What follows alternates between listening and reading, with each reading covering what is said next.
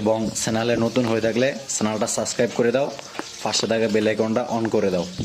নতুন নতুন video upload করলে তোমাদের কাছে নোটিফিকেশন চলে যাবে।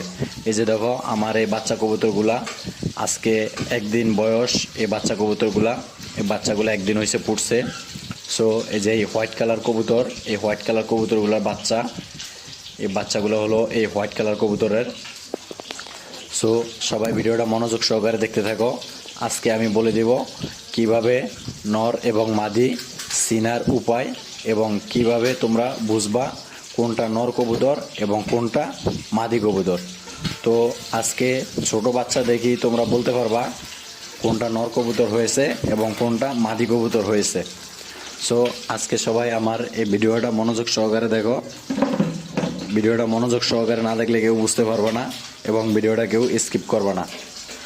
সো প্রথমত হলো তোমাদের কবুতর যখন বাচ্চা ফুটবে তখন তোমরা ছোট বাচ্চাগুলা হাতে নিবা, হাতে নিয়ে দেখবা কবুতরের বাচ্চার যেই মল ত্যাগ করার জায়গাটা আছে ওই মল ত্যাগ করার জায়গাটা মাদি কবুতরের ক্ষেত্রে একটু বড় এবং একটু চ্যাপ্টা আকারে হয়ে থাকে, আর নর কবুতরের ক্ষেত্রে